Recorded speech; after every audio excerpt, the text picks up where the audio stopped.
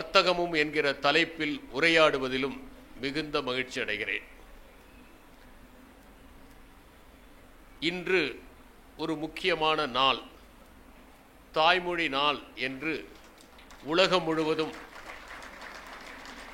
அனுசரிக்கப்படுகிற ஒரு நாளில் உங்களோடு என் தாய்மொழியில் உரையாடுவதில் நான் தலையாய மகிழ்ச்சி அடைகிறேன். நோம் சாம்ஸ்கி என்பவர் ஒரு குழந்தை பிறக்கிற போதே தன்னுடைய தாய்மொழியின் கூறுகளோடு பிறக்கின்றது என்று குறிப்பிட்டார். அதனால்தான் தாய்மொழியை யாரும் கற்றுத்தராமலேயே ஒருவர் கற்றுக்கொள்ள முடிகிறது, அதில் சிந்திக்காமலேயே பேச முடிகிறது, மொழிபெயர்க்காமல் பேச முடிகிறது என்று அவர் குறிப்பிட்டார்.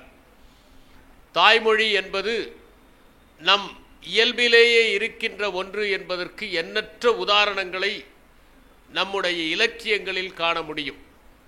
தமிழை கொண்டாடுவதைப் போல வேறு எந்த பகுதியிலும் இருக்கிறவர்கள் தாங்கள் பேசுகிற மொழியை கொண்டாடுவது இல்லை. வெளிநாடுகளிலே இருக்கிற சில நண்பர்கள் என்னோடு உரையாடுகிற போது, உங்கள் மொழியில்தான் தமிழ்ச்செல்வன் தமிழ்ச்செல்வி என்று மொழியை வைத்து பெயரை வைக்கிறீர்கள், எங்கள் ஊரில் அப்படி எதுவும் வைப்பது இல்லை என்று குறிப்பிட்டார்கள்.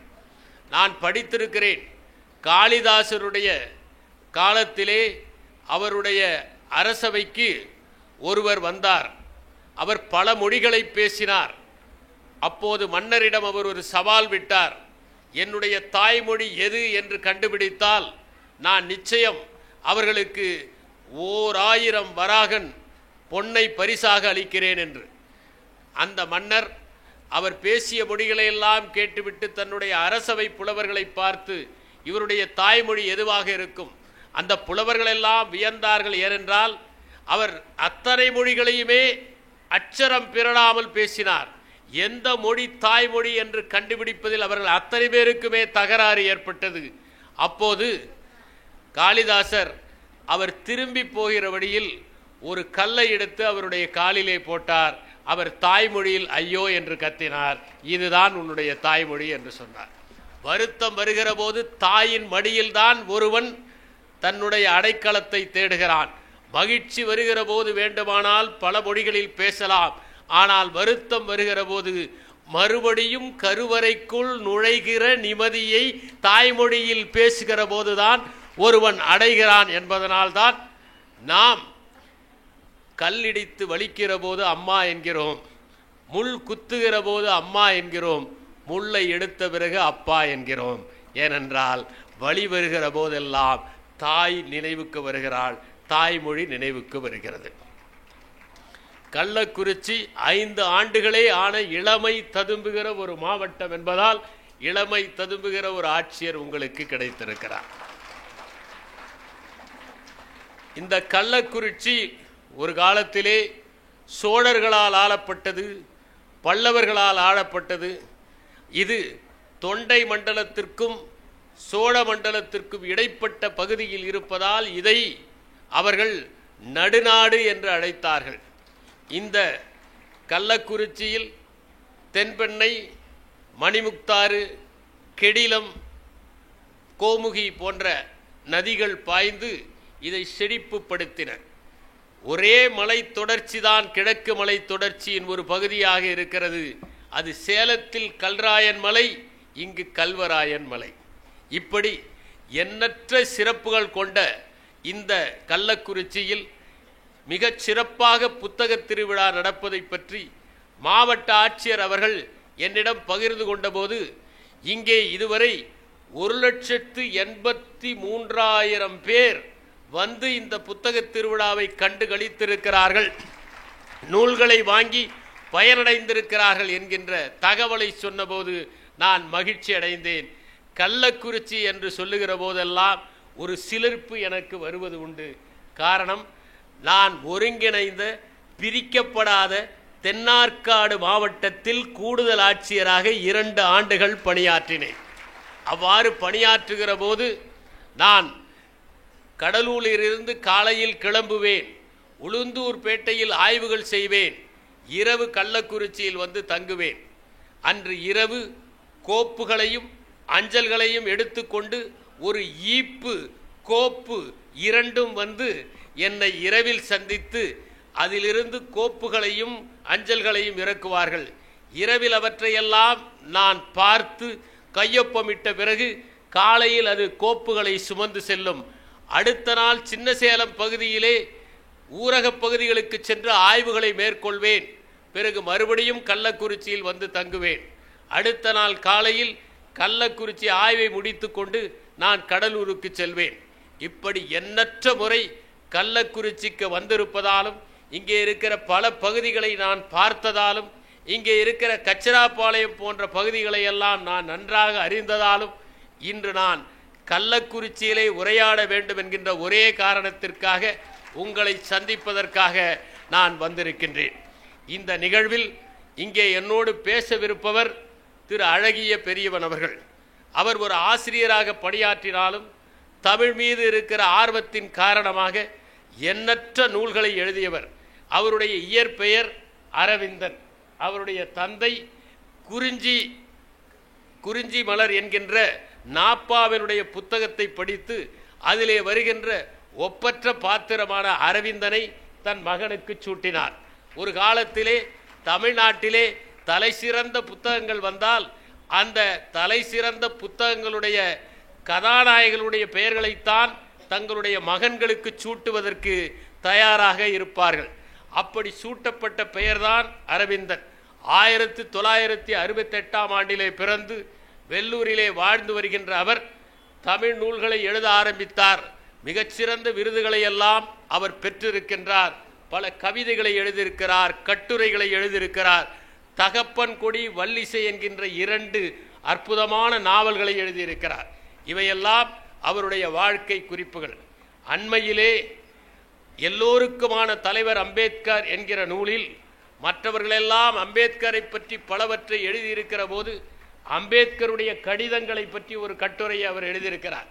அந்த கடிதங்களில் அம்பேத்கர் தன் சிறு வயதிலே எப்படி வேதனைப்பட்டார், தன் அப்பாவிற்கு கடிதம் எழுதிவிட்டும் அந்த கடிதம் அவருடைய கையிலே போய் சேராத காரணத்தால் ரயில் நிலையத்திலே தபோலியிலிருந்து மசோரி போய் சேருகிற போது எப்படி வேதனைப்பட்டார் என்பதை அவர் பதிவு செய்த கடிதம் ஒரு முக்கியமான கடிதம் என்று எடுத்து சொல்லியிருக்கிறார். எந்த விதமான செயற்கையாக துருத்தி கொண்டிருக்கிற சொல்லும் இல்லாமல் எழுதப்பட்டது அவருடைய கடிதம் என்கின்ற அற்புதமான கட்டுரையை அவர் அந்த நூலிலே எழுதியிருக்கிறார் என்பதை நான் தெளிவுபடுத்த விரும்புகிறேன். இப்போது புத்தகத் திருவிழாவிற்கு வருவோம். புத்தகத் திருவிழா என்றால் ஏன் நடத்த வேண்டும், எதற்காக நடத்த வேண்டும் என்பதை நாம் தெளிவாக புரிந்து கொண்டால் புத்தகத் திருவிழா நடக்கிற இடங்களை புற்றீசலை போல மக்கள் வந்து சூழ்ந்து கொண்டு பயனடைவார்கள் என்பதை கூற விரும்புகிறேன். ஒரு புத்தகம் வாசிக்கிற போது நம்மை வசீகரிப்பதோடு நின்று விடுவதில்லை. அது சிறிது சிறிதாக ஒரு வாய்க்காலுக்கு பக்கத்திலே இருக்கிற கிணறுகளெல்லாம் எப்படி கசிவு நீரின் காரணமாக நிரம்புகிறதோ அதை போல ஆழ்மனத்திலே செய்து 1000 விதமான மாற்றங்களை செய்கிறது. நாம் ஒரு புத்தகத்தை படித்துவிட்டு கீழே வைத்து விட்டோம், முடித்து விட்டோம், இனி எதுவும் இல்லை என்று கடந்து போகலாம். ஆனால் நாம் தான் புத்தகத்தை முடித்து விட்டோமே தவிர புத்தகம் நம்மை முடித்து விடுவதில்லை, நம்மிடம் தொடர்ந்து கொண்டே இருக்கிறது. நம் வாழ்நாள் முழுவதும் அது ஏதேனும் ஒரு தாக்கத்தை ஏற்படுத்தி கொண்டுதான் இருக்கிறது. அதனால் காரணமாகத்தான் இவ்வளவு புத்தகங்களை எல்லாம் வைத்து இவற்றை நீங்கள் பார்க்க வேண்டும், அவற்றை நீங்கள் புரட்ட வேண்டும், வாங்க வேண்டும், வீட்டிற்கு சென்று படிக்க வேண்டும், படித்ததை கடைபிடிக்க வேண்டும் என்பதை வரையறையாக சொல்கின்ற முறையை இன்று புத்தகத் திருவிழா என்பதன் மூலம் மாவட்டங்கள் தோறும் செய்து வருகிறார்கள். என்னிடம் ஒரு மாணவன் கேட்டான், நடந்து கொண்டு படிக்கலாமா என்று. நான் அவனுக்கு பதில் சொன்னேன், நடந்து கொண்டு படிப்பது நல்லதுதான், ஆனால் படிக்கிறபடி நடப்பது அதைவிட முக்கியம் என்று நான் சொன்னேன். புத்தகங்களை வாசிக்கின்றோம், இவ்வளவு புத்தகங்கள் வேறெங்காவது கிடைக்குமா? அதுவும் ஒரு காலத்திலே சென்னையில் மட்டும்தான் புத்தக திருவிழா என்கிற நிலைமை மாறி இன்று மாவட்டம் தோறும் புத்தக திருவிழாக்கள் நடக்கின்றன. அங்கே மாணவர்களும் இளைஞர்களும் வந்து புத்தகங்களை புரட்டுகிற வாய்ப்பு கிடைத்திருக்கிறது. ஒரு புத்தகத்தை எடுத்து பிரிக்கின்ற போது அதன் வாசனையே நம்மை வசீகரித்து விடுகிறது என்பதை புத்தகத்தை நேசிப்பவர்கள் தான் உணர முடியும்.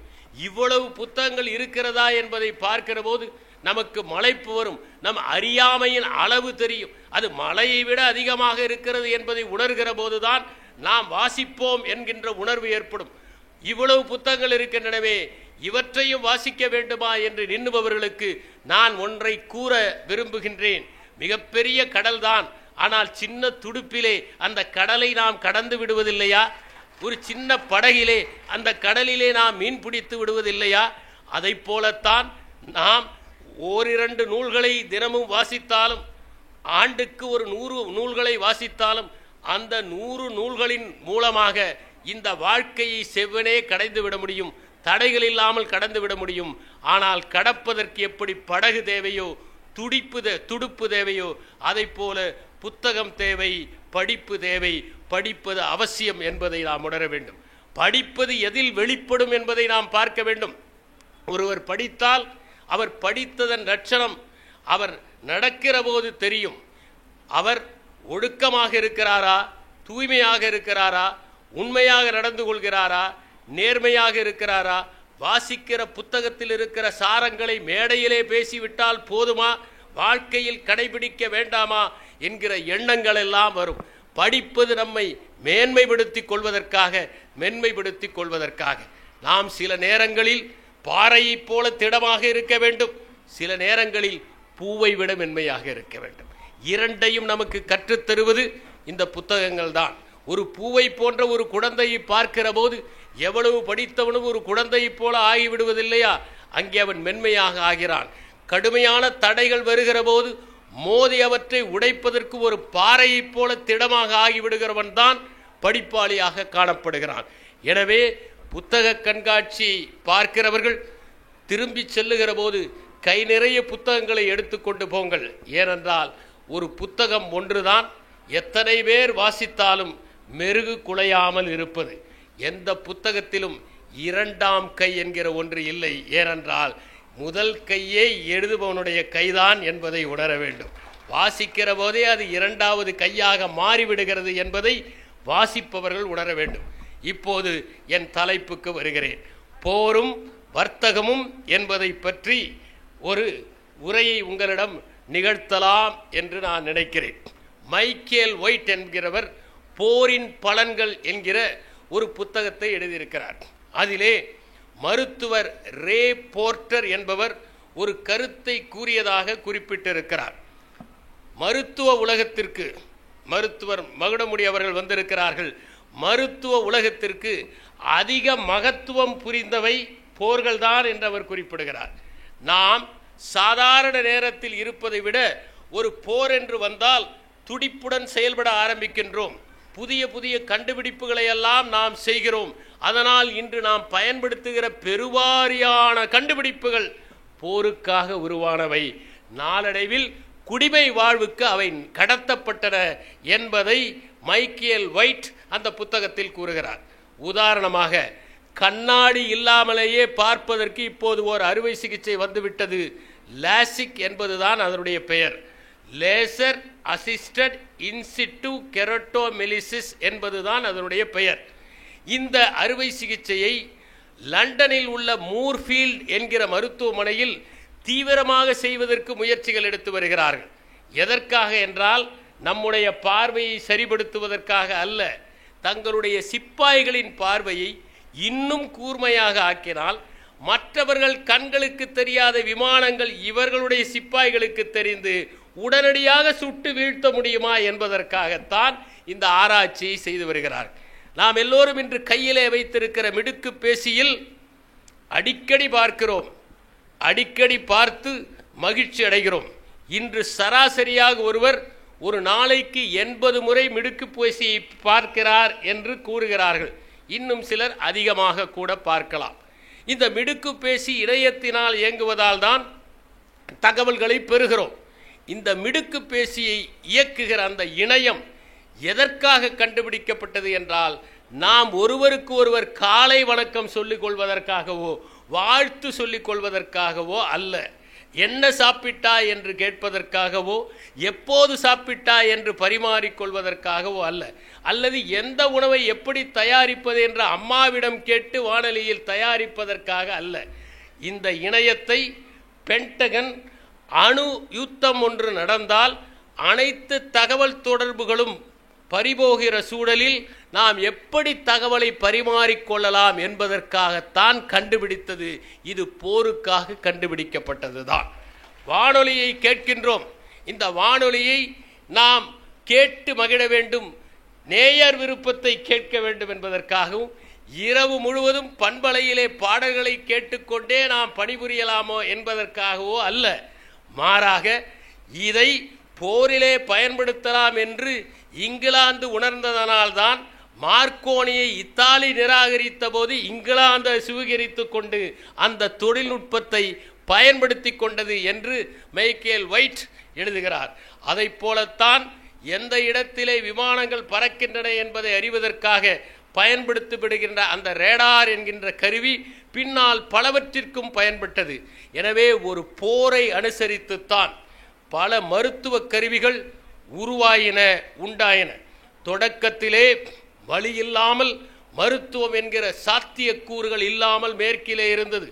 ஆனால் கிழக்கிலே, தமிழ்நாட்டிலே, சங்கநூலிலே எப்படி அறுவை சிகிச்சை செய்வது என்பதை பற்றி குறிப்பிடப்பட்டிருக்கிறது. இங்கே மயக்க மருந்து கொடுத்து பயன்படுத்தி மருத்துவம் செய்த முறைகள் இருக்கின்றது.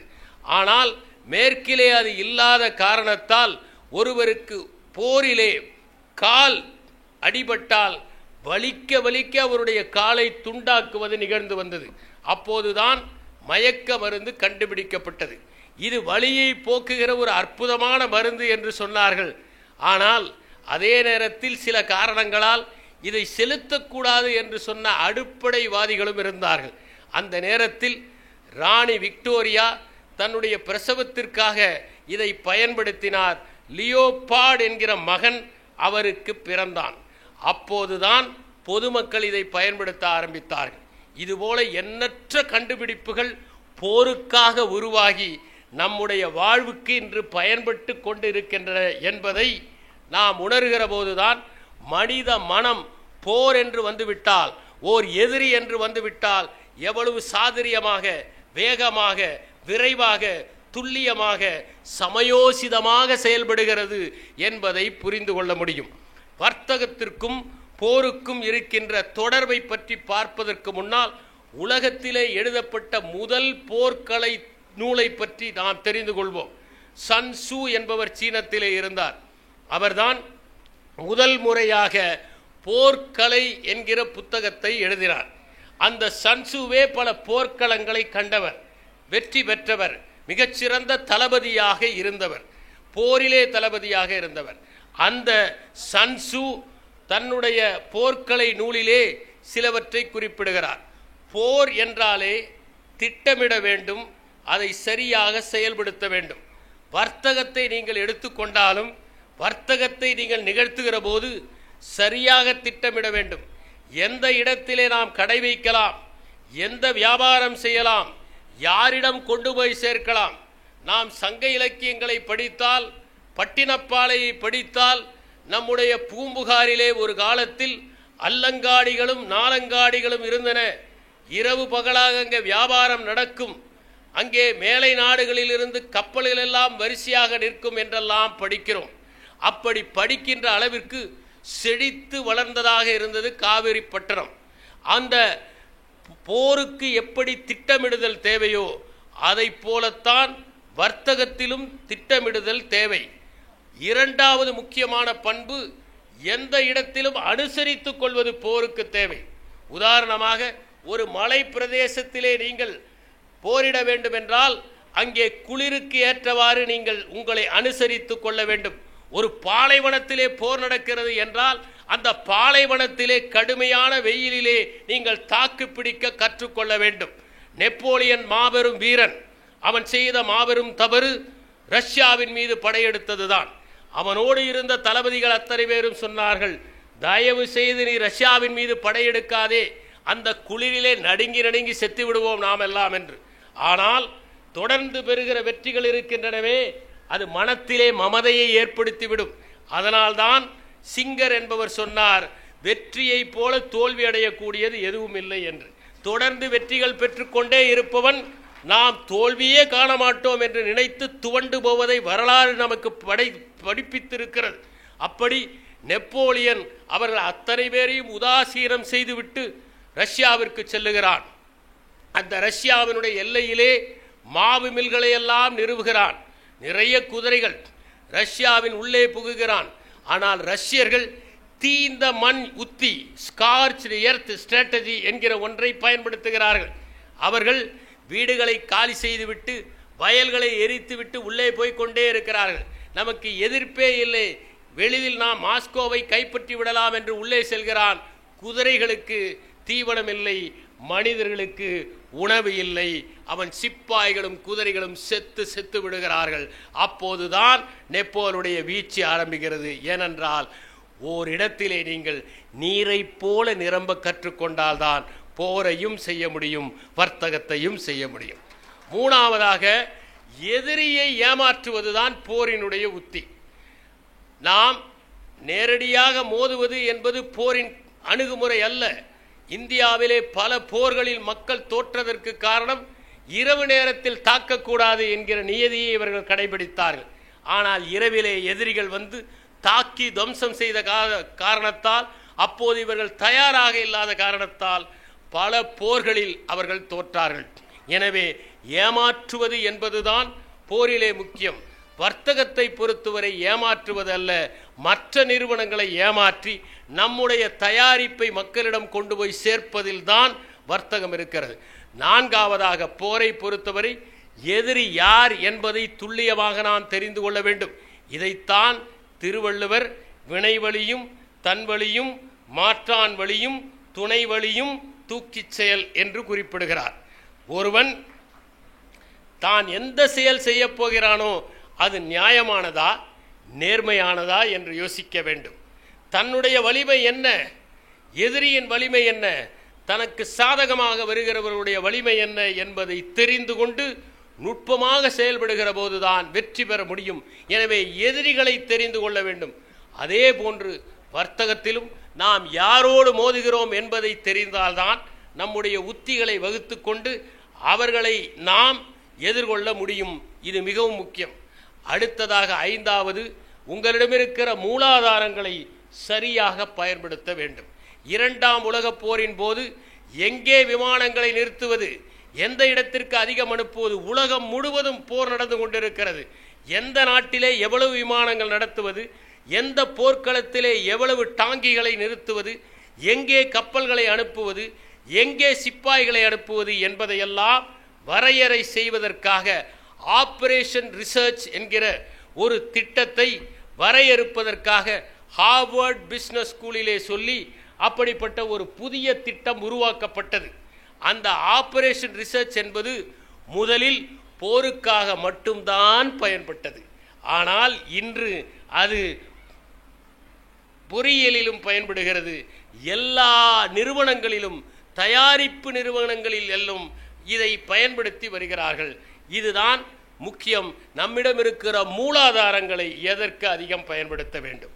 அதை போல வர்த்தகத்திலும் எவ்வளவு நாம் விளம்பரத்திற்கு செலவு செய்யலாம், எவ்வளவு நாம் சந்தைப்படுத்துதலுக்கு செலவு செய்யலாம், எவ்வளவு உற்பத்திக்கு செலவு செய்யலாம், எவ்வளவு நாம் ஊதியத்திற்கு செலவு செய்யலாம், எவ்வளவு கேளிக்கைகளுக்கு செலவு செய்யலாம், எவ்வளவு கட்டமைப்புக்கு செலவு செய்யலாம் என்பதை வரையறை செய்வது முக்கியம்.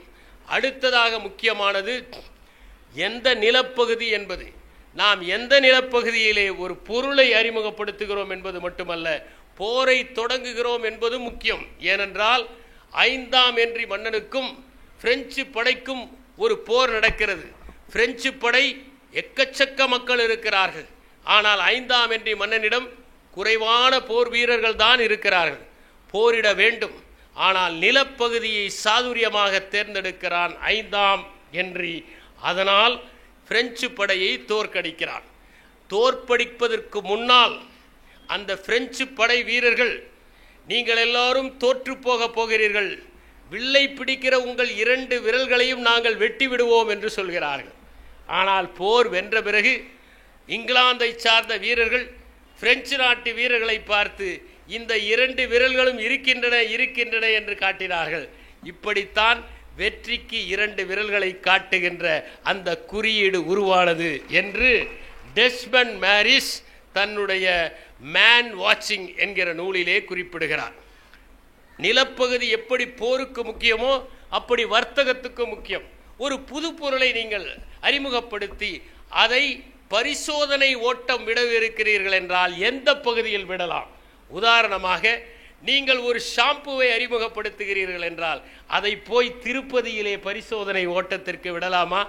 அல்லது ஒரு சவரக்கத்தியை நீங்கள் அறிமுகப்படுத்துகிறீர்கள் என்றால் அதை போய் பஞ்சாபிலே அறிமுகப்படுத்தலாமா? முடியாது. எனவே எந்த இடத்திலே பரிசோதனை ஓட்டத்தை சரியாக நடத்த வேண்டும் என்பதை தேர்ந்தெடுப்பது போருக்கு மட்டுமல்ல, வர்த்தகத்திலும் மிகவும் முக்கியம். போரை பொறுத்தவரை மட்டுமல்ல, வர்த்தகத்திலும் உத்திகள் மிகவும் முக்கியம். உதாரணமாக அலெக்சாண்டர் போரசுடன் நடந்த அந்த போரை பற்றி நாம் படித்திருக்கிறோம். அவர்கள் இருவரும் 2 நதிக்கரைகளிலே நின்று கொண்டிருக்கிறார்கள். மழை பெய்து கொண்டிருக்கிறது. காலை நேரத்திலிருந்து மாலை வரை 2 படைகளும் ஒன்றை ஒன்று பார்த்து குக்கரித்து முன்னே செல்லும். ஆனால் போரிடுவதற்கான வாய்ப்பு இல்லை. நதி ஓடிக்கொண்டிருக்கிறது, முழு மூச்சாக ஓடிக்கொண்டிருக்கிறது, முழு வீச்சாக ஓடிக்கொண்டிருக்கிறது. இந்த நேரத்தில் அவர்களை ஏமாற்றிவிட்டு அலெக்சாண்டர் உயரமான பகுதியில் குறைவாக நீர் ஓடுகிற இடத்தில் தன்னுடைய படைகளை எல்லாம் நகர்த்தி எதிர்பாராத நேரத்தில் வந்து போரஸை தாக்கிய காரணத்தால் தான் போரஸ் என்கின்ற அந்த மாபெரும் மன்னன் மிகப்பெரிய யானைப்படைகளை வைத்திருந்தும், வீரத்தை கக்கத்தில் வைத்திருந்தும், நெஞ்சிலே துணிவை வைத்திருந்தும், தலையிலே சாதுரியத்தை வைத்திருந்தும் தோற்க நேரிட்டது என்று நாம் படிக்கிறோம். அதனால் உத்திகள் போரிலே முக்கியம். அதை போலத்தான் இங்கே டெல்லியிலே சுல்தான்களை தாக்க வந்த தைமூர் இங்கே யானைகளை பார்த்தான். இந்த யானைகளை எப்படி எதிர்கொள்வது என்று யோசித்து அவன் எருமைகளின் மீதும் ஒட்டகங்களின் மீதும் சுள்ளிகளை கட்டி அவற்றை தீயிட்டு கொளுத்தி பின்னாலிருந்து இரும்பு கம்பியால் குத்தி அவற்றை ஆக்ரோஷம் அடைய செய்து அந்த யானைகளின் மீது மோத வைத்தான். தீயை கண்டால் எல்லா விலங்கும் பயப்படும், தீயவர்களை கண்டாலும் பயப்படும். அப்படி அந்த விலங்கு வேகமாக ஆக்ரோஷமாக பாய்ந்தபோது யானைகள் பின்வாங்கி சொந்த படையை சார்ந்தவர்களையே மிதித்து துவம்சம் செய்து விட்டன. அதனால் தைமூர் வென்றான். அதை போலத்தான் சந்தையிலே என்ன பொருள் இருக்கிறது, எந்த வழியிலே யாரும் நுழையாத இடத்திலே நுழையலாம் என்ற உத்திகளை வர்த்தகமும் செய்ய வேண்டும். ஏற்கனவே சந்தையிலே நிறைய கணனிகள் இருக்கின்றன. நாம் எப்படி அதை வர்த்தகம் செய்வது என்று யோசித்த போதுதான் ஸ்டீவ் ஜாப் இது சிறப்பானவர்களுக்கு மட்டுமே என்று வடிவமைத்து அதை கையிலே வைத்திருப்பதே கௌரவம் போன்ற நிலையை அப்போது உண்டாக்கி சந்தைப்படுத்தி வெற்றி பெற்றார். அதன் காரணமாகத்தான் அந்த மிடுக்கு பேசி இப்போது கையில் வைத்திருப்பவர்கள் கூட ஒரு கௌரவமாக நினைத்துக் கொள்கிறார்கள் என்பதை நான் தெளிவுபடுத்த விரும்புகிறேன். இரண்டாவது முக்கியமானது, போரை பொறுத்தவரை பிரித்து வெற்றி பெறுவது. இதைத்தான் வெள்ளைக்காரர்கள் உலகமெல்லாம் செய்தார்கள். அங்கே இருக்கிற நாட்டு மக்களை 2ஆக 3ஆக பிரித்து அவர்களுக்குள்ளேயே மோத விடுவது. உதாரணமாக திப்பு சுல்தானை எதிர்கொள்ள வேண்டும் என்பதற்காக ஹைதராபாத் நிசாமையும் மராத்தியர்களையும் சேர்த்து கொண்டு திப்பு சுல்தானை தோற்கடித்தார்கள். அதற்கு பிறகு 1799ஆம் ஆண்டு திப்பு சுல்தானின் உடல் வீழ்ந்த பிறகு மராத்தியர்களோடு மோதினார்கள், பிறகு நிஜாம்களோடு மோதினார்கள், அவர்களையும் தோற்கடித்தார்கள். அதனால்தான் திப்பு சுல்தானுடைய கனவு என்கின்ற நூலை எழுதிய கிரீஷ் கர்னாட் எப்படி திப்பு சுல்தான் இவர்களெல்லாம் சேர்ந்து அந்த வெள்ளையர்களை எதிர்த்து நாம் இந்தியாவை காப்பாற்ற வேண்டும் என்று கனவு கண்டதாக ஒரு அற்புதமான நாடகத்தை எழுதியிருப்பார். நாம் இதை போல பலவற்றை படிப்பதற்கு உதவியாக இருப்பது சரித்திரம்தான். அதனால்தான் திரும்ப திரும்ப நாம் சொல்வது, போரை படிப்பது வாழ்வில் இருந்து கற்றுக்கொள்வதற்கு மிகவும் உதவியாக இருக்கும் என்கின்ற காரணத்தினால்தான். எனவே உத்திகள் மட்டுமல்ல, பிரித்து ஆளுகிற சூழ்ச்சியை போர் கையாளுகிறது. அதுவே வர்த்தகத்தில் எப்படி செய்ய வேண்டும் என்றால், யாரெல்லாம் முகவர்களாக இருக்கிறார்களோ அந்த முகவர்களை நாம் சலுகைகள் மூலம் கவர்ந்து இழுக்க வேண்டும். நம்முடைய பொருளை அதிகமாக காட்சிப்படுத்த செய்ய வேண்டும். அவர்களிடையே போட்டிகள் நிகழ்த்தி சரியாக அடுக்கி வைப்பவர்களுக்கு சிறந்த பரிசு என்று அறிவிக்க வேண்டும். அவர்களுடைய மாநாட்டை கூட்டி அவர்களிடம் நம்முடைய பொருள்தான் தரமான பொருள் என்று நம்ப வைக்க வேண்டும். இப்படி செய்கிறவர்கள் தான் புதிய பொருளை அறிமுகப்படுத்துகிற போது சந்தையிலே வெற்றி பெறுவதற்கான வாய்ப்புகள் இருக்கிறது. இரண்டாவது, போரை பொறுத்தவரை யார் முதலில் நகர்கிறார்களோ அவர்கள் தான் வெற்றி பெறுகிறார்கள். இப்ராஹிம் லோடியிடம் 1,00,000க்கும் மேற்பட்ட சிப்பாய்கள் இருந்தார்கள். பாபரிடம் 12,000 சிப்பாய்கள் தான் இருந்தார்கள். ஆனால் பாபர் முதல் நாள் இரவே பாணிப்பட்டிற்கு சென்று விட்டார். அங்கே 700 மாட்டு வண்டிகளை வைத்து வரிசையாக நிற்க வைத்து அவற்றின் மீது மாட்டு தோலை கட்டி நகருகின்ற ஒரு கோட்டையை உருவாக்கினார். பாணிப்பட்டில் இவர்களுக்கு எதிரே உள்ள பகுதியில் நிறைய பள்ளங்களை வெட்டி யானைகள் முன்னேறாதவாறு ஏற்பாடுகளை இரவு முழுவதும் செய்தார். அதற்கு பிறகு அவரிடம் 2 ஒப்பற்ற வீரர்கள் இருந்தார்கள். உஸ்தாத் அலி, முஸ்தபா என்பவர். ஒருவர் பீரங்கி இயக்குவார், இன்னொருவர் துப்பாக்கி இயக்குவார். இப்ராஹிம் லோடியினுடைய படை அடுத்த நாள் வருகிறது. நம்மிடம் யானைகள் இருக்கின்றன, 1,00,000 சிப்பாய்கள் இருக்கிறார்கள் என்று இருமாப்புடன் வருகிறார் இப்ராஹிம் லோடி. ஆனால் வந்தால் யானைகளோ தடுமாறுகின்றன, துப்பாக்கிகள் ஒலிக்கின்றன, பீரங்கிகள் முழங்குகின்றன. யானைகளால் முன்னேற முடியவில்லை. மதியத்திற்குள்ளேயே போர் முடிந்து விடுகிறது. இப்ராஹிம் லோடி இறந்து விடுகிறார். இதுதான் யார் முன்னே நகர்கிறார்களோ அவர்களே வெற்றி பெறுவார்கள் என்பதற்கு சரித்திரத்தில். அதை போல இன்று நாம் பார்க்கலாம். சில தொலைக்காட்சிகள் தான் அதிகமான வாசகர்களை, பார்வையாளர்களை பெற்றிருக்கிறது. காரணம், அந்த தொலைக்காட்சி தான் முதலில் ஆரம்பிக்கப்பட்டதாக இருக்கும். எல்லா பொருட்களிலும் யார் முதலில் சந்தையில் தங்களுடைய பொருளை நிலைநிறுத்துகிறார்களோ அதற்கு பெயர் மார்க்கெட் பொசிஷனிங் என்று பெயர். அதை யார் நிலைநிறுத்துகிறார்களோ அவர்களுடைய பொருளாதாரம் தான் வெற்றி பெறுகிறது என்பதை போருக்கும் வர்த்தகத்துக்குமான தொடர்பிலே நாம் கண்டுபிடித்து முடியும். ஜெர்மனியை பொறுத்தவரை அவர்கள் பிளிட்ஸ் கிரீக் ஸ்ட்ராட்டஜி என்கிற ஒன்றை பயன்படுத்தினார்கள். அதிரடி தாக்குதல் என்று பெயர். 4 பக்கங்களிலும் எதிர்பார்க்காத நேரத்தில் சுற்றி வளைத்து தாக்குவது. இந்த தாக்குதலை முதலில் அறிமுகப்படுத்தியவர்கள் மங்கோலியர்கள். மங்கோலியர்கள் எப்போதும் போருக்கு செல்கிற போது 2 குதிரைகளில் சவாரி செய்வார்கள். ஒரு குதிரை களைப்படைகிற போது அந்த குதிரையிலிருந்து எகிரி இன்னொரு குதிரையின் மீது அமர்ந்து கொள்வார்கள். பெரும்பாலும் பெண் குதிரைகள் உணவு கிடைக்காவிட்டால் குதிரைகளின் பாலை அருந்துவார்கள். அவர்கள் மெல்லிய சட்டை போட்டிருப்பார்கள். ஆனால் அது இரும்பு போல எந்த அம்பையும் தாங்கக்கூடியதாக இருக்கும். அந்த குதிரைகளில் அமர்ந்து அவர்கள் செல்கிற போது வெகு தூரம் பயணப்படுவதற்கான வாய்ப்புகள் இருந்தன. அவர்கள் எதிர்பாராத நேரத்தில் சென்று தாக்குவதை தங்களுடைய வாடிக்கையாக வைத்திருந்தார்கள். அப்படி வல்லமை படைத்ததனால் அவர்கள் பலரை வென்றார்கள். இந்த உத்தியைத்தான் ஜெர்மனியிலே பயன்படுத்தினார் ஹிட்லர். அதன் காரணமாக பல நாடுகள் ஹிட்லரின் முன்னால் மண்டியடிக்கிற வாய்ப்பு ஏற்படுத்தியது. அதை போலத்தான் சில நிறுவனங்களும் எல்லா பக்கங்களிலும் தங்களுடைய பொருட்களை கொண்டு வந்து குவித்து பட்டி தொட்டிகளிலெல்லாம் கிடைக்கிற மாதிரி ஏற்பாடு செய்து தங்களுடைய பொருளை சந்தைப்படுத்துகின்றன. உங்களுக்கு இன்று பிரபலமாக இருக்கிற கொக்கோ கோலாவை பற்றி நான் சொல்ல விரும்புகிறேன். ஜான் ஸ்டித் பெம்பர்டன் என்பவர் தான் அதை கண்டுபிடித்தவர். அவர் கோலாவினுடைய விதைகளிலிருந்தும் கொக்கோவினுடைய இலைகளிலிருந்தும் அதை கண்டுபிடித்தார். அதை முதலில் ஒரு மருத்துவ பொருளாக கண்டுபிடித்தார். 2ஆம் உலக அவர் அமெரிக்க குடிமை போரிலே கலந்து கொண்ட ஒரு சிப்பாய். அவர் அதிலே சற்று வைனை கலந்து ஒரு பானமாக தயாரித்தார். அதில் ஏதாவது வயிற்று பிரச்சனை இருந்தால் சாப்பிட்டால் சரியாகிவிடும் என்று தயாரித்தார். ஆனால் அது சரியாக போகவில்லை. அப்போது அந்த வைனை எடுத்துவிட்டு அதிலே கொஞ்சம் சர்க்கரையை சேர்த்து குளிர்பானமாக தயாரிக்கலாம் என்று முடிவு செய்தார். அப்போது அவரிடம் உதவியாளராக இருந்த ராபின்சன் என்பவர் கொக்கோ கோலா என்கிற பெயரை அதற்கு இடலாம் என்று சொன்னார். ஜான் ஸ்டித் பெம்பர்டன் அதை சந்தைப்படுத்தினார். சரியாக சந்தைப்படுத்தவில்லை. அதிரடி தாக்குதலில் அனைத்து இடங்களிலும் கிடைக்கிற மாதிரி அவர் செய்யவில்லை. அதை வேறொரு நிறுவனம் வாங்கியது.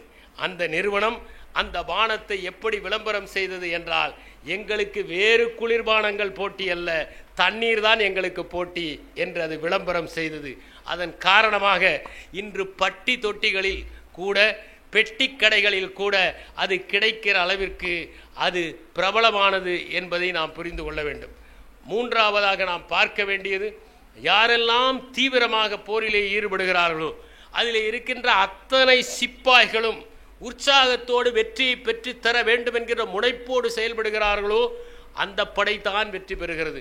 அதை போல வர்த்தகத்திலும் நம் கடையிலே இருக்கிற கடைநிலை ஊழியர் கூட எங்களுடைய கடையை நான் வெற்றி பெறச் செய்வேன் என்கிற எண்ணத்தோடு இருந்தால் மட்டும்தான் வெற்றியை பெற்று தர முடியும் என்பதை நாம் உணர வேண்டும். அதனால் புதிய புதிய உத்திகளை கண்டுபிடிப்பதும் புதியவற்றை செயல்படுத்துவதும் போருக்கு மிகவும் முக்கியம் என்பதை நாம் உணர வேண்டும். போரையும் வர்த்தகத்தையும் நாம் ஒருங்கிணைத்து பார்க்கிற போது இரண்டிலும் நமக்கான ஆற்றல் என்ன என்பதை நாம் வேறொரு எதிரி வருகிற போதுதான் புரிந்து கொள்கிறோம். என்னுடைய பொருள் அது மட்டுமே சந்தையில் இருக்க வேண்டும், யாருமே போட்டிக்கு இருக்கக்கூடாது என்று நினைத்தால் நம்முடைய ஆற்றலையே நாம் விரிவுபடுத்த மாட்டோம். நமக்கே நம்முடைய ஆற்றல் தெரியாமல் போய்விடும் என்பதற்கு வேறெங்கும் போக வேண்டியதில்லை. நாம் வளர்க்கிற நாட்டு கோழிகளிடமே அதை தெரிந்து கொள்ளலாம். பிராய்லர் கோழிகளால் நடக்கக்கூட முடியாது அதை. ஆனால் நாட்டு கோழிகள் கழுகுகள் வந்து குஞ்சுகளை தாக்க முற்பட்டால் பறந்து கழுகை விட உயரமாக பறந்து தாக்கிவிட்டு கீழே இறங்குகிற போதுதான் நமக்கும் பறக்க தெரியும் போல இருக்கிறது என்று கற்றுக்கொள்கிறது. கழுகுதான் கோழிக்கு பறப்பதை கற்றுத்தருகிறதே தவிர கோழியின் தாய் கற்றுத்தருவதில்லை. அதனால் எதிர்ச்சூழல் வருகிற போதுதான் நம்முடைய ஆற்றல் எழும்பி நிற்கும் என்பதை உணர வேண்டும். அப்படித்தான் போரிலும் வர்த்தகத்திலும் நமக்காக போட்டியாளர் ஒருவர் வருகிற போதுதான் நம்முடைய மூளை சுறுசுறுப்பாகிறது, நம்முடைய மூளையிலே இருக்கிற நரம்பணுக்கள் செயல்பட தொடங்குகின்றன. அதை உணர்ந்து நாம் விழிப்புணர்வோடு இருக்க வேண்டும். போரில் ஒரு நிமிடத்தை நாம் இழந்தால் போதும், யார் விசையை முன்னே அமுக்குகிறார்கள் என்பதை பொறுத்துத்தான் போரிலே வெற்றி, யார் பொருளை முன்னே இறக்குகிறார்கள் என்பதை பொறுத்துத்தான் வர்த்தகத்திலே வெற்றி. அதனால் விழிப்புணர்வோடு நாம் இருக்க வேண்டும். ஒவ்வொரு நொடியிலும் நாம் நம்முடைய வர்த்தகத்தை எப்படியெல்லாம் மேம்படுத்த வேண்டும் என்று நினைக்க வேண்டும். இருப்பதே போதும் என்று நிம்மதி அடைந்து விடக்கூடாது. ஏனென்றால் நாம் செய்கிற வர்த்தகம் நமக்காக செய்யப்படுவது மட்டுமல்ல, ஏழைகளுக்கு வாழ்வாதாரத்தை அளிக்கக்கூடியது, அவர்களுக்கு சுகாதாரத்தை அளிக்கக்கூடியது, அவர்களுக்கு மகிழ்ச்சி அளிக்கக்கூடியது. அது மட்டுமல்ல, எண்ணற்றோருக்கு வேலை வாய்ப்பையும் அளிக்கக்கூடியது. அந்த எண்ணத்தில் தான் வர்த்தகத்தை நாம் முன்னகர்த்தி செய்ய வேண்டும். ஆங்கிலத்திலே ஒன்று சொல்வார்கள், ஹார்ட் ஒர்க் மட்டும் போதாது, ஹார்ட் ஒர்க்கும் வேண்டும் என்றார்கள். இப்போது ஸ்மார்ட் ஒர்க்கும் வேண்டும் என்கிறார்கள். ஏனென்றால் மிடுக்கோடு பணி செய்கிறவன் தான் வெற்றியை அடைய முடியும். நம்முடைய நாட்டில் மட்டுமல்ல, எல்லா நாடுகளிலும் சுதந்திர தினத்தன்றோ குடியரசு தினத்தன்றோ எதற்காக விமானங்களை விண்ணிலே பறக்க விட்டு தரைப்படையை சார்ந்தவர்களும் கப்பற்படையை சேர்ந்தவர்களும் நேராக நெஞ்சை நிமிர்த்தி கொண்டு அணிவகுப்பை செய்து கொண்டு செல்கிறார்கள் என்பதை பார்க்க வேண்டும். எங்கள் நாட்டிலே இவ்வளவு ஆயுதங்கள் இருக்கின்றன, மோதி பார்க்காதீர்கள் என்று எச்சரிக்கை கொடுப்பதற்கான ஓர் விளம்பரம்தான் அந்த அணிவகுப்பு என்பதை உணர வேண்டும். அதை போலத்தான் வர்த்தகத்திலும் அடிக்கடி நாம் விளம்பரங்கள் செய்ய வேண்டும். உலகத்திலேயே ஒப்பற்ற விளம்பரம் எது தெரியுமா? பத்திரிகைகளில் செய்வதல்ல, அடிக்கடி முகத்தை காட்டி நகை வாங்க வாருங்கள் என்று சொல்வதல்ல விளம்பரம். மாறாக நம்முடைய பொருளை வாங்கியவர்கள் 4 பேரிடம் நன்றாக இருக்கிறது என்று சொல்லுகிறார்கள் அல்லவா, அந்த வாய்மொழி விளம்பரம் தான் ஒப்பற்ற விளம்பரம் என்பதை நாம் புரிந்து கொண்டு அதற்கேற்றவாறு செய்ய வேண்டும். நீங்கள் ஒரு வர்த்தகத்தை தொடங்குகிறீர்கள், பலவான்கள் இருக்கிறார்கள், அவர்களோடு நாம் எப்படி மோத முடியும்? எந்த போரிலும் நேரடியாக மோதி வெற்றி பெறுவது சிறிய நாடுகளுக்கு சாத்தியமில்லை. 2 நாடுகள் ஒன்றோடு ஒன்று அனுசரித்து கொண்டு பல்லும் நாக்கும் போல இருந்தன. அந்த பல்லும் நாக்கும் போல இருந்த நாடுகளை எப்படியாவது வெற்றி கொள்ள வேண்டும் என்று பலமான நாடு ஒன்று நினைத்தது. அதனால் அது முதலில் பல் போல இருக்கிற நாட்டிடம் போய் பேசி பார்த்தது. அந்த பல் போன்ற நாடு சொன்னது, நான் உங்களுக்கு இடம் தர மாட்டேன், பல்லின் வழியாகத்தான் நாக்குக்கு செல்ல வேண்டும், அதனால் நான் இடம் தர மாட்டேன் என்று சொன்னது. நாக்கிடம் போய் கேட்டார்கள். நாக்கு சொன்னது, நீங்கள் எங்களோடு இணக்கமாக இருந்தால் நான் ஒத்துக்கொள்கிறேன் என்று நாக்கின் வழியாக போவதற்கு இடம் உருவாக்கி தந்தது.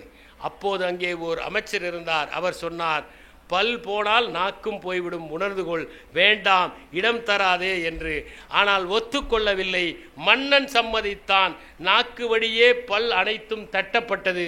கொஞ்ச நாட்களில் நாட்டையும் அந்த நாட்டையும் நாடு இணைத்து கொண்டது. அப்போது அமைச்சர் சொன்னார், சொன்னேனே கேட்டாயா, பல் போனால் நாக்கும் போய்விடும் என்று. அதனால் நாம் சிறிய நிறுவனமாக இருந்தால் பெரிய நிறுவனங்கள் நுழையாத இடங்களிலெல்லாம் நுழைந்து வர்த்தகம் செய்கிற போதுதான் வெற்றியை பெற முடியும். உங்களுக்கு வரலாற்றிலிருந்து ஓர் எடுத்துக்காட்டை சொல்கிறேன். இன்று நாமெல்லாம் எந்த தகவலை பெற வேண்டும் என்று விரும்பினாலும் கூகுளை உடனடியாக அமுக்கி தகவல்களை சேகரிக்கிறோம். ஆனால் ஒரு காலத்தில் யாஹூ என்பதுதான் மிகவும் சக்தி வாய்ந்த ஒன்றாக இருந்தது. 2000ஆவது ஆண்டு கூகுள் எங்கேயும் இல்லை. அப்போது யாஹூ என்கிற அந்த சர்ச் நிறுவனம் கூகுளிடம் ஒரு ஒப்பந்தம் செய்து கொண்டது. யாஹூ எனக்கு பதிலாக கூகுள் அந்த தேடுகிற பணியை செய்ய வேண்டும் என்பதுதான் அந்த ஒப்பந்தம். அப்போது அந்த ஒப்பந்தத்தின் போது யாஹூ கை ஓங்கி இருந்தாலும் மக்கள் கூகுளை தேட தேட கூகுள் செல்வாக்கு பெற ஆரம்பித்தது. கூகுளே போதும் என்று மக்கள் முடிவு வந்தபோது 2004ஆம் ஆண்டு யாஹூ தனக்கு ஆபத்து வந்து விட்டது என்று கூகுளோடு தன்னுடைய தொடர்பை துண்டித்து கொண்டது. ஆனால் அதற்குள் கூகுள் வளர்ந்து விட்டது. அதை போலத்தான் சிறிய நிறுவனமாக இருந்தால் கூட நாம் எங்கெல்லாம் அவர்கள் நுழைய முடியாதோ அந்த இடத்திலே நுழைந்து வெற்றி பெற வேண்டும். போரிலும் வர்த்தகத்திலும் முக்கியமானது ஒன்று என்னவென்றால், நமக்கு வெற்றி கிடைக்காத ஒரு இடத்திலே நாம் மோதக்கூடாது. ஒருவேளை வெற்றி பெறமாட்டோம் என்று நினைத்தால் அந்த இடத்திலிருந்து விரைவாக பின்வாங்கவும் கற்றுக்கொள்ள வேண்டும். போரை பொறுத்தவரை முன்வைத்த காலை பின்வாங்கக்கூடாது என்பது முக்கியமல்ல. பின்வாங்க வேண்டிய நேரத்தில் பின்வாங்கி பல அடிகள் தூரம் வேகமாக ஓடி பாய்ந்து வெற்றி பெற வேண்டும். அதைத்தான் போர் கற்றுத்தருகிறது. ஆனால் வர்த்தகத்தில் ஒரு பொருளை அறிமுகப்படுத்தினால் அது மக்களை ஏற்றுக்கொள்ளவில்லை என்றால் அதை நாம் விலக்கிக் கொள்ள வேண்டும். உதாரணமாக, ஒரு காலத்தில் சோப்பு நிறுவனங்கள் எல்லாம் திரவ சோப்பு ஒன்றை அறிமுகப்படுத்தினால் மக்கள் நன்றாக குளிப்பார்கள், விரும்புவார்கள் என்று நினைத்தார்கள். திரவ சோப்பை அவர்கள் அறிமுகப்படுத்தினார்கள். ஆனால் மக்கள் திரவ சோப்பால் திருப்தி அடையவில்லை. ஏனென்றால் நமக்கு நன்றாக கல்லாக இருக்கிற ஒன்றை போட்டு தேய்த்து அழித்து குளித்தால்தான் அழுக்கு போன மாதிரி இருக்கிறது.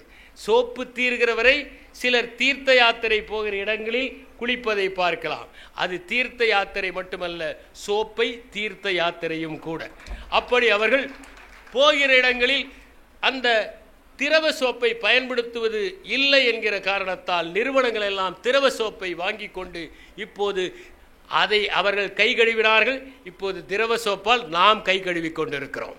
அவர்கள் திரவ சோப்பை கை கழுவினார்கள், திரவ சோப்பை பயன்படுத்தி நாம் கை கழுவி கொண்டிருக்கிறோம். இதுதான் உண்மை. எனவே போரை பொறுத்தவரை எப்படி நாம் பின்வாங்க வேண்டுமோ அதை போல நம்மிடம் இருக்கிற பொருட்களில் எது நன்றாக வியாபாரமாகிறது என்பதை பார்க்க வேண்டும். பாஸ்டன் கன்சல்டிங் குரூப் என்கின்ற ஒன்று 4 விதமாக பொருட்களை வகைப்படுத்துகிறது. முதலாவதாக, குறைவான சந்தை உள்ள ஒரு பொருள். நம்மிடம் இருக்கிற பொருளும் குறைவாக சந்தையிலே வியாபாரம் போகிறது. எனவே இந்த பொருளை பொறுத்தவரை ஒரு முடிவெடுக்க வேண்டும். அந்த பொருள் சந்தையிலேயே குறைவாகத்தான் போகிறது, நம்முடைய பொருளும் குறைவாக போகிறது. இதை அவர்கள் நாய்கள் என்று சொன்னார்கள். வேண்டிய போது விரட்ட வேண்டும் என்பதற்காகத்தான் இதற்கு பெயர் நாய்கள். அடுத்ததாக, குறைவாக விற்கிறது ஆனால் சந்தையிலே அதிகமாக மற்ற பொருள்கள் விற்கிறது. இதற்கு கேள்விக்குறி என்று பொருள். கேள்விக்குறி என்றால் இதை எப்படி நாம் வளர்ப்பது என்று யோசிக்க வேண்டும். இது இரண்டாவது. மூன்றாவதாக, பணப்பசு என்கிற ஒன்று. சந்தையிலே குறைவாகத்தான் மற்ற பொருட்கள் இருக்கின்றன, ஆனால் நம்முடைய பொருளோ நிறைய விற்பனை ஆகிறது. முடிந்த அளவிற்கு லாபத்தை சுருட்டு என்பதுதான் அந்த பணப்பசு. நான்காவது, நட்சத்திரம். சந்தையிலும் அதிகமாக அந்த வகை பொருட்கள் விற்பனை ஆகின்றன, நம்முடைய பொருளும் விற்பனை ஆகிறது. இது நான்காவது. இப்படி பிரித்து கேள்விக்குறிகளை முடிந்தால் வளப்படுத்தலாம், வியப்புக்குறிகள் ஆக்கலாம், அல்லது முற்றுப்புள்ளிகள் ஆக்கலாம். நாய்களை விரட்ட வேண்டும், விரட்டினால்தான் நல்லது. நாம் பல நிறுவனங்களை பார்க்கிறோம், அவர்கள் புதிய புதிய பொருட்களை அறிமுகப்படுத்துகிறார்கள். தமிழிலே இருக்கிற பிரபலமான ஒரு வார இதழ் போஸ்ட் என்று ஒன்றை அறிமுகப்படுத்தியது. அது 6 மாதங்கள் வந்தது. மக்கள் அதை ஏற்றுக்கொள்ளவில்லை. உடனடியாக அதை பின்வாங்கி வைத்தது. அதற்கு பிறகு தினமும் மாலை பத்திரிகை ஒன்று கொண்டு வந்தது. அதுவும் எடுபடவில்லை. அதையும் பின்வாங்கி கொண்டது. இதை போலத்தான் பல நிறுவனங்கள் வர்த்தகங்களில் ஈடுபடுகிற போது ஒரு பொருளை மக்கள் ஏற்றுக்கொள்ளவில்லை என்றால், ஒரு வாகனத்தை மக்கள் ஏற்றுக்கொள்ளவில்லை என்றால் அதை விலக்கிக் கொள்கிறார்கள். சிறிய கார் ஒன்றை ஒரு நிறுவனம் அறிமுகப்படுத்தியது. அது பைக் வாங்குகிற விலையிலேயே கிடைக்கக்கூடிய ஒரு கார். அந்த வாகனத்தை மக்கள் வாங்கவில்லை.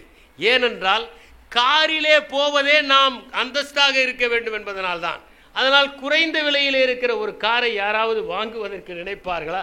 போகிற போது எல்லாம் குறைந்த விலை காரிலே வந்தார்கள் என்று சொல்வார்கள். அதற்கு நடந்து போவதே நல்லது என்று அந்த காரை வாங்கவில்லை. அதனால் அந்த காரை அவர்கள் பின்வாங்கி கொண்டார்கள். நாம் சரித்திரத்தை படிக்கிற போது அவுரங்கசீபினால் முகலாய பேரரசு வலுவை இழந்ததற்கு காரணம் அவர் தக்கான பீடபூமியிலே இருக்கிற நாடுகளை எல்லாம் தோற்கடித்து வெற்றி பெற வேண்டும் என்பதற்காகவே பல ஆண்டுகள் தன்னுடைய சக்தியை, தன்னுடைய பொருளை இழந்தார். அதன் காரணமாக முகலாய பேரரசு நலிவடைந்து போனது. அவர் தக்காணத்திலே தன்னுடைய கொடியை உயர பறக்க விட வேண்டும் என்கின்ற எண்ணம் நிறைவேறாது என்று தோன்றிய போதே பின்வாங்கி இருந்தால் முகலாய அரசு காப்பாற்றப்பட்டிருக்கும். வெள்ளைக்காரர்கள் வருகிற போது அவர்கள் திடமாக இருந்து எதிர்கொண்டு அவர்களை விரட்டி கூட அடித்திருக்கலாம். நாம் எத்தனையோ காரணங்கள் சொல்லலாம். நாதிர்ஷா வந்ததனால் வலுவிழந்தது என்றெல்லாம் சொன்னாலும் அதற்கு முக்கியமான காரணம் எந்த இடத்திலே நிறுத்த வேண்டும் என்பதை அவுரங்கசீப் உணரவில்லை. நாம் சில நேரங்களில் எந்த இடத்திலே நிறுத்த வேண்டும் என்பதை அறிந்து கொள்ள வேண்டும். அது மிகவும் முக்கியம். போரை பொறுத்தவரை சங்சு சொல்வது நியாயமான காரணங்களுக்கு நிகழ்ந்தால்தான் அந்த போரிலே நாம் வெற்றி பெற முடியும். உதாரணமாக நீங்கள் வியட்நாம் யுத்தத்தை பற்றி படித்திருப்பீர்கள். வியட்நாமிலே அமெரிக்கா அனைத்து விதமான சாதுரியங்களையும் செய்தது. யானைப்படையை அந்த காலத்திலே வைத்திருப்பதைப் போல ஒரு பூனைப்படையை வைத்திருந்தது. ஏனென்றால் அந்த பூனைப்படையை வைத்து ஒளிந்து கொண்டிருக்கின்ற வியட்நாம் போராளிகளை கண்டுபிடிக்கலாம் என்று முயற்சி செய்தது.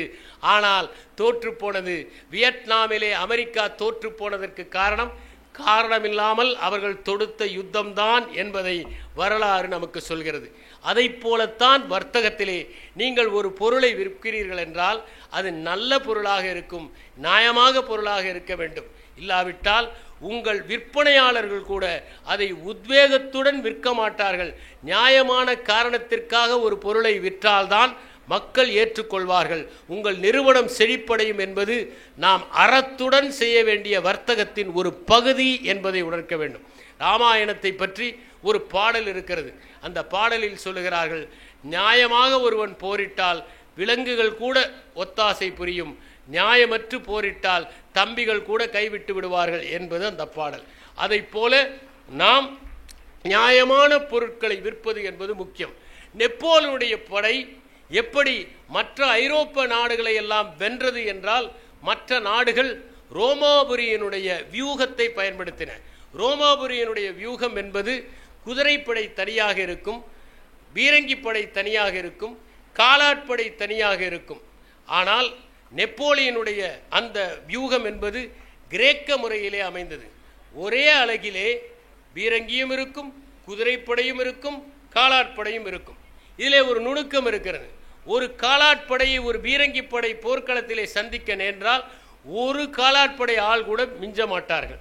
அதனால் பலத்த நஷ்டம் ஏற்படும். ஆனால் கிரேக்க அணிவகுப்பின் மூலம் அதை நிகழ்த்தினால் பீரங்கிப்படை இருப்பதால் எந்த பீரங்கிப்படையும் அவர்கள் எதிர்கொள்ள முடியும், வெற்றி பெற முடியும். அதனால்தான் நெப்போலியன் போரிலே வெற்றி பெற்றார். சில நிறுவனங்களிலே நாம் பார்க்கலாம், மேலாளராக இருப்பவர் தனியாக ஒரு அறையிலே யாரோடும் பேசாமல் அமர்ந்திருப்பார். அவர் தனி மின்தூக்கியை பயன்படுத்துவார், தனியாக ஒரு உணவகத்தை பயன்படுத்துவார். மக்கள் என்ன செய்கிறார்கள் என்பதே தெரியாது, ஊழியர்கள் என்ன கஷ்டம் அனுபவிக்கிறார்கள் என்பதே தெரியாது. அதன் காரணமாக சந்தைப்படுத்துகிற பிரிவு தனியாக இருக்கும், விளம்பர பிரிவு தனியாக இருக்கும், அங்கே உற்பத்தி பிரிவு தனியாக இருக்கும், கணக்கு பிரிவு தனியாக இருக்கும். இவர்கள் சேர்ந்து பிரச்சனைகளை பேசவே முடியாது.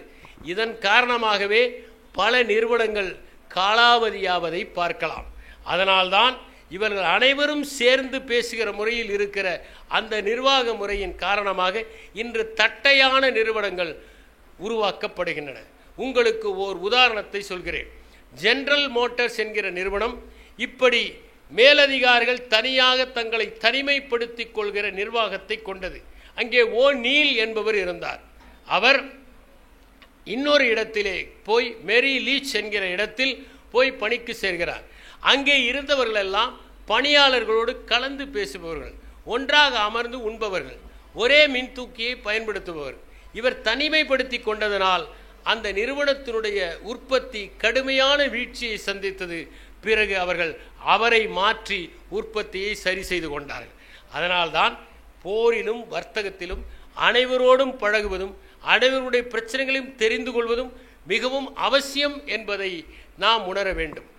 எந்த சூழ்நிலையிலும் நாம் அனுசரித்து கொள்வது என்பது போருக்கும் முக்கியம், வர்த்தகத்திலும் முக்கியம். ஒரு புது இடத்திலே நீங்கள் உங்களுடைய பொருளை அறிமுகப்படுத்தினால் அந்த இடத்து மக்களுடைய பண்பாடு என்ன, அவர்களுடைய சுற்றுச்சூழல் என்ன, அவருடைய விருப்பம் என்ன என்பதை அறிந்து கொண்டு நீங்கள் அந்த பொருளை அறிமுகப்படுத்த வேண்டும். சில நேரங்களில் அவர்களுக்கு தகுந்தவாறு உங்கள் பொருட்களை மாற்றி அமைப்பது கூட பலன் தரத்தக்கதாக இருக்கும். ஒரே மாதிரி பொருளை எல்லா இடங்களிலும் நாம் விற்பனை செய்ய முடியாது என்பதை நாம் உணர வேண்டும். என்னுடைய நண்பர் ஒருவர் எப்போதுமே வாழை இலையை சாப்பிட வேண்டும் என்று விரும்புவதால், அவர் வட இந்தியாவிலே இருப்பவர், தமிழ்நாட்டுக்கு வந்தால் வாழை இலையிலே சாப்பிட வேண்டும் என்று விரும்பி என்னோடு ஒரு உணவு விடுதிக்கு வந்தார். அங்கே எங்களுக்கு வாழை இலை கிடைப்பதில்லை, இங்கே இவ்வளவு சுத்தமாக இருக்கிறது, மனிதன் முதலில் கண்டுபிடித்த தூக்கி எறிகிற பொருள் வாழை இலையாகத்தான் இருக்கும் என்று தமிழர்களை அவர் பாராட்டினார். அவர் வாழை இலையை கேட்டு நாங்கள் ஓர் உணவகத்திற்கு சென்றோம். அங்கே இருப்பவர் வந்தார், வாழை இலையில் தர முடியாது, தட்டு தான் தர முடியும் என்றார். நான் சொன்னேன், தட்டிலே வாழை இலை போடுகிறீர்களே, அப்போது வாழை இலை இருக்கிறது, நாங்கள் வேண்டுமானால் முழு வாழை இலைக்கு 10 ரூபாய் தந்து விடுகிறோம், நீங்கள் போடுங்கள் என்றேன். எங்கள் விதிகள் அதற்கு அனுமதிப்பதில்லை என்று சொன்னார். இதிலே என்ன விதி என்று நான் நினைத்து கொண்டேன். பீட்டர் ட்ரக்கர் சொல்லுகிறார், ஒரு வர்த்தகத்தில் நாம் சில நேரங்களில் அரசாங்கத்திடம் இருப்பதை விட சிவப்பு நாடா முறையை தனியார் நிறுவனங்களில் பார்க்கலாம் என்று குறிப்பிடுகிறார். ஏனென்றால் ஒருவரை பார்த்து ஒருவர் சிரிப்பதற்கு கூட சிவப்பு நாடா இருக்கிற நிறுவனங்கள் இருக்கின்றன என்பதை நாம் பார்க்க முடியும். அதனால்தான் தன்னுடைய நூலிலே சைமன் சினக் என்பவர் ஒரு கருத்தை குறிப்பிடுகிறார். ஒரு டிரான்ஸ்ஃபார்மரே எல்லா மின்சாரத்தையும் தக்க வைத்து கொண்டால் இந்த விளக்குகள் எப்படி எரியும்? விளக்குகள் எரிய வேண்டும் என்றால் அந்த டிரான்ஸ்ஃபார்மர் தன்னிடம் இருக்கிற மின்சாரத்தை பகிர்ந்து அளிக்க வேண்டும். அதை போல ஓர் அதிகாரி கீழே இருப்பவர்களுக்கு அதிகாரங்களை பகிர்ந்து அளிக்க வேண்டும். அதை போன்றதான் வர்த்தகத்திலும் களத்தில் இருப்பவர்கள் முடிவை எடுத்தால்தான் அது பொருத்தமாக இருக்கும். நாம் அவர்களை கேட்டுக்கொண்டு இங்கே வெள்ளம் வந்து விட்டது, ஒரு குடிசை அடித்து விட்டு சென்றது, என்ன செய்வது என்று கேட்டுக்கொண்டு இருக்க முடியாது. அந்த இடத்திலே நாம் தான் பணியாற்ற வேண்டும், நாம் தான் விரைவாக அதை சரி செய்ய வேண்டும் என்பதை உணர வேண்டும். போரிலும் வர்த்தகத்திலும் நான் எதிரிகள் எப்போதும் இருப்பதாக கற்பனை செய்து கொள்ள வேண்டும் என்று சொன்னேன். எதிரிகள் இல்லை என்று நினைக்கக்கூடாது. இந்தியாவிலே 3 கார் கம்பெனிகள் இருந்தன, நமக்கு போட்டி யாருமே இல்லை என்று நினைத்தன. ஆனால் உலகமயமாக்கலும் தாராளமயமாக்கலும் வந்த பிறகு அந்த 3 கார் கம்பெனிகளும் காணாமல் போய்விட்டன. இப்போது விதவிதமான கார்கள் ஓடிக்கொண்டிருக்கின்றன. அவர்கள் மாறக்கூடிய சூழல் வரும். அப்படி ஒரு புதிய நிறுவனம் வந்தால் அதோடு போட்டி போடுகிற அளவிற்கு நாம் நம்மை தகுதிப்படுத்தி கொள்ள வேண்டும் என்று நினைக்கவில்லை. போரிலும் அப்படித்தான். இன்று நிம்மதியாக இருக்கிறோம், எப்போது வேண்டுமானால் எதிரி நம்மை தாக்கலாம் என்கிற எச்சரிக்கை வேண்டும். நாங்கள் இந்திய ஆட்சி பணியிலே இராணுவ முகாமுக்கு சென்று 15 நாட்கள் தங்க வேண்டும். அப்படி நான் நாகாலாந்திலே இருக்க ஜகாமா என்கிற இடத்திற்கு சென்று அங்கே குளிர் பிரதேசத்திலே இந்தியாவின் எல்லை பகுதியிலே தங்கி நேபாளி ரெஜிமெண்ட்டோடு பழகிய அனுபவத்தை பெற்றேன். அப்போது அங்கே இருக்கிற இடங்களிலெல்லாம் போர் வேண்டாம் என்றால், நீங்கள் அமைதிதான் வேண்டும் என்று நினைத்தால் போருக்கு தயாராக இருங்கள். அமைதி வேண்டும் என்றால் நாம் போருக்கு தயாராக இருந்தால்தான் எதிரி பயப்பட்டு கொண்டு வராமல் இருப்பான் என்று. அதைப் போல எப்போது வேண்டுமானால் ஒரு போட்டி நிறுவனம் முளைக்கலாம் என்று நாம் தயாராக இருக்கிற போதுதான் வெற்றி பெற முடியும். ஒரு வெளிநாட்டிலே ஒரு வங்கியை சார்ந்த பொது மேலாளர் தன்னுடைய பணியாளர்களை எல்லாம் அழைத்தார். அழைத்து அவர்களை அமர வைத்து, நம்முடைய நகரிலே ஒரு புதிய வங்கி வரப்போகிறது நமக்கு போட்டியாக, அதனால் நாம் என்ன செய்யலாம் என்று கேட்டார். உடனே அங்கே இருந்தவர்களெல்லாம் அதிர்ச்சி அடைந்தார்கள். அதிர்ச்சி அடைவதில் ஒன்றுமில்லை, நாம் அவர்களை எப்படி எதிர்கொள்வது என்பதை மட்டும் சொல்லுங்கள் என்றார். அவர்களெல்லாம் மளமளவென்று எழுதினார்கள். வரிசையாக வந்து இதை செய்யலாம், அதை செய்யலாம், அதை செய்யலாம் என்று சொன்னார்கள். பிறகு அவர் சொன்னார், சரி, இதையெல்லாம் ஏன் இத்தனை நாளாக செய்யவில்லை? போட்டி இல்லை என்றார்கள். நீங்கள் நாளையிலிருந்து இவற்றையெல்லாம் செய்ய ஆரம்பியுங்கள். எந்த வங்கியும் நமக்கு போட்டியாக வரவில்லை, ஆனால் இதை செய்தால்தான் வந்தாலும் தாக்கு பிடிக்க முடியும் என்று சொன்னார். போரிலும் வர்த்தகத்திலும் மிகவும் முக்கியமான ஒன்று என்னவென்றால் கட்டுப்பாடு மிகவும் முக்கியம். போரிலே ஒரு தளபதி நேராக நடந்து செல் என்று சொன்னால் நாம் நேராக போக வேண்டும். மறுபடியும் திரும்பி வா என்று சொன்னால் அணிவகுப்பின் போது திரும்பி வர வேண்டும். நீங்கள் இராணுவத்தை பார்ப்பீர்கள், நேராக செல்ல சொல்வார்கள், பிறகு திரும்பி வர சொல்வார்கள்.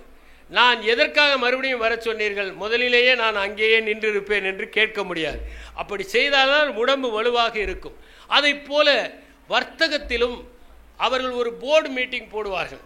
அதில் எல்லோரும் விவாதிப்பார்கள். ஜப்பான் போன்ற இடங்களில் எல்லாம் பிரெயின் ஸ்டாமிங், மூளை புயல் என்கிற ஒரு நிகழ்ச்சி உண்டு. அந்த நிறுவனத்தில் இருக்கிற அத்தனை பேரும் அமர்வார்கள். அவர்கள் அத்தனை பேரும் ஒரு கருத்து சொல்லுவார்கள்.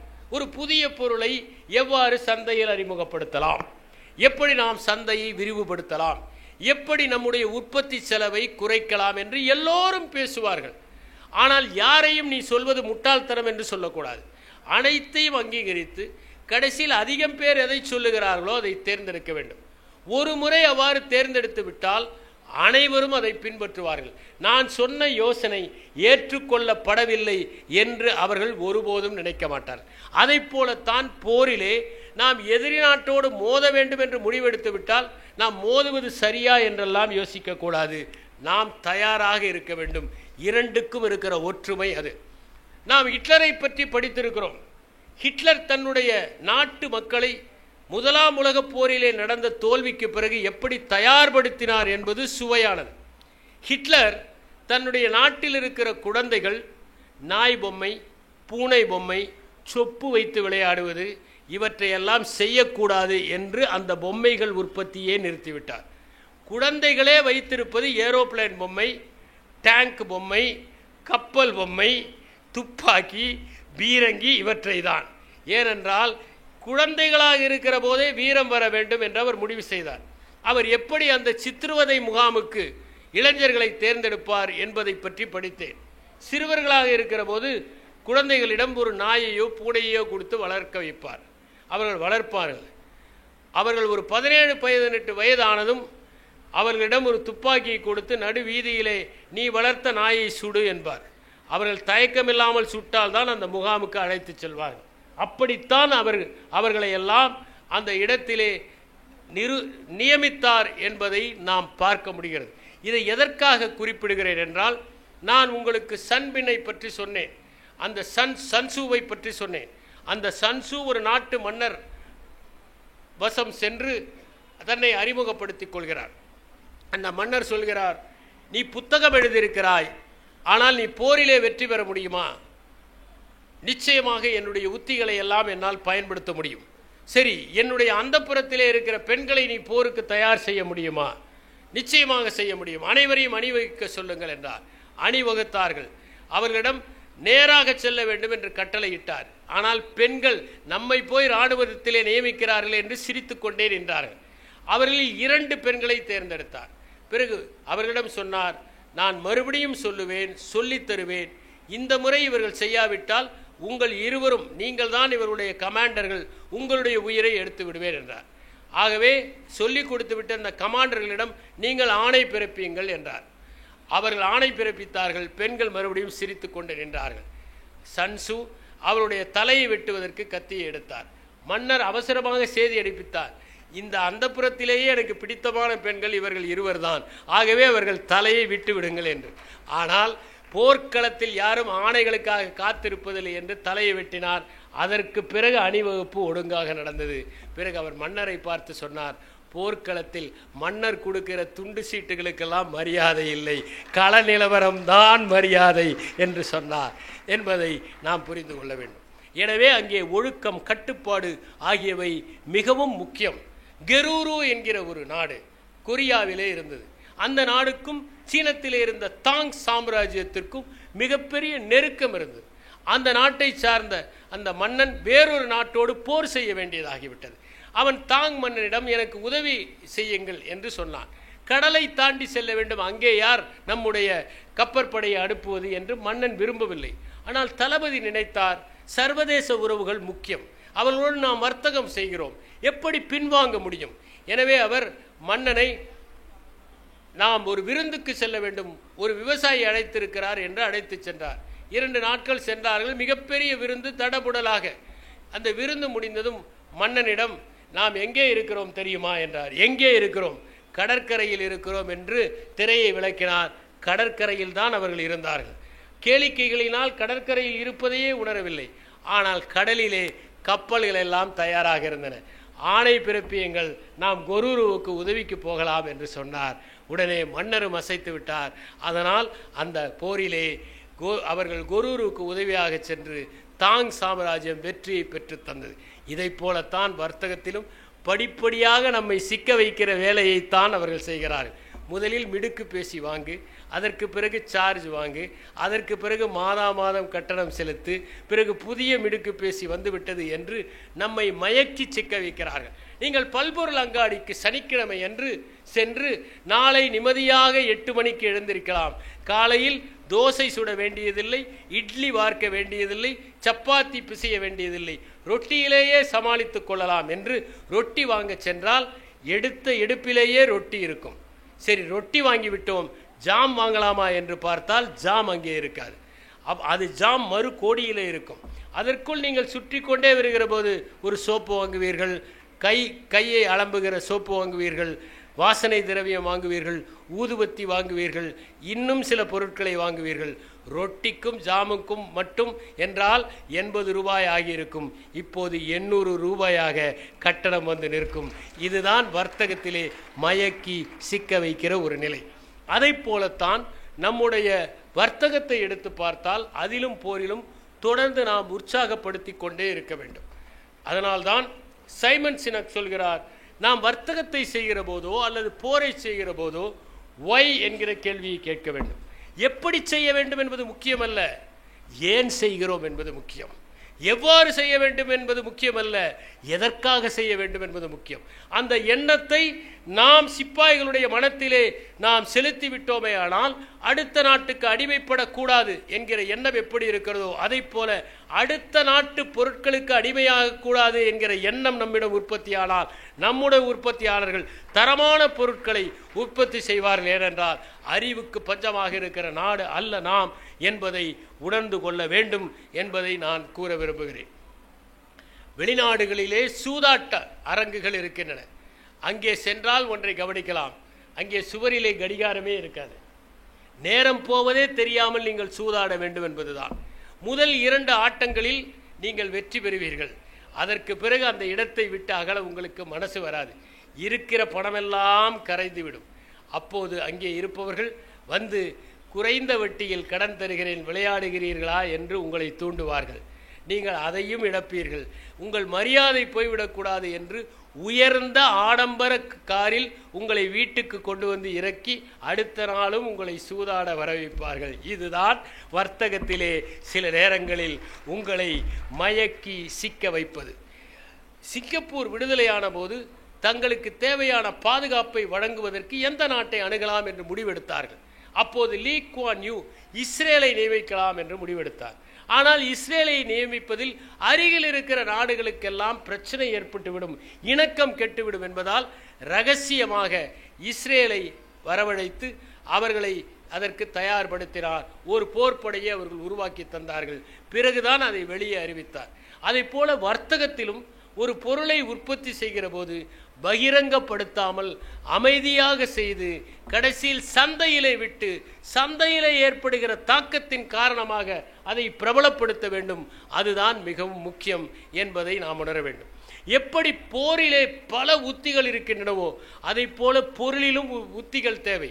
உதாரணமாக நாம் அடிக்கடி பயன்படுத்துகிற கோல்கேட் பர்பஸை இருக்கிறதே, அது 36 விதமான பர்பஸைகளை அறிமுகப்படுத்தி இருக்கிறது.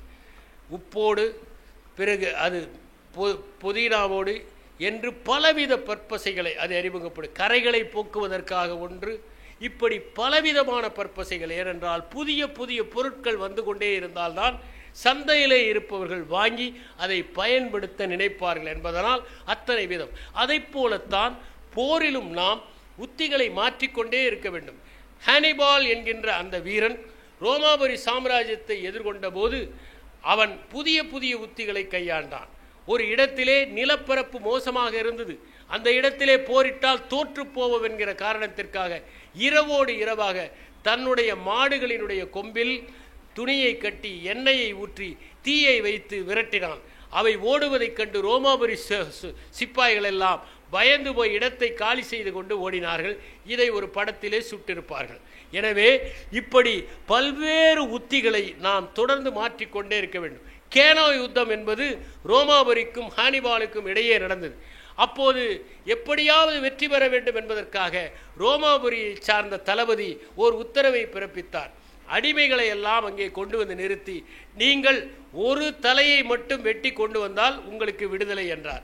அடிமைகள் பாய்ந்தார்கள், ஒரே ஒரு தலையை வெட்டி கொண்டு வந்து கொடுத்துவிட்டு விடுதலை பெற்று களத்தை காலி செய்து விட்டார்கள். அதனால் ஹானிபால் எளிதில் வெற்றி பெற முடிந்தது. ஏனென்றால் தலையை வெட்டியவர்கள் எல்லாம் போனதால் குறைவான தலைகள் இருந்தன அவர் வெட்டுவதற்கு. அதனால் எளிதில் வெட்டிவிட்டார். எனவே போரை பொறுத்தவரை பக்கவாட்டு சிந்தனை தேவை. நேரடி சிந்தனையை விட சில நேரங்களில் பெட்டிக்கு வெளியே வந்து சிந்திப்பது அவசியம். புதிய புதிய பொருட்களை நாம் அறிமுகப்படுத்துவது அவசியம். யாரெல்லாம் வாடிக்கையாளர்களோ அவர்களை ஆச்சரியப்படுத்துவது மிகவும் முக்கியம். சந்தையிலே ஆய்வு செய்து கொண்டே வாடிக்கையாளர்களுக்கு என்ன தேவை என்பதை அறிந்து கொள்ள வேண்டும். இவற்றையெல்லாம் செய்து ஒரு காலத்திலாவது இந்தியாவிலே செய்த பொருள் இது என்று பெருமையுடன் வெளிநாட்டவர்கள் காட்டுகிற நிலையை நாம் அடைய வேண்டும் என்று கூறி விடைபெறுகிறேன். வணக்கம். இந்த தகவல் உங்களுக்கு பிடிச்சிருந்தா லைக் பண்ணுங்க, உங்க ஃப்ரெண்ட்ஸுக்கு ஷேர் பண்ணுங்க, மறக்காம எங்க சேனலுக்கு சப்ஸ்கிரைப் பண்ணுங்க.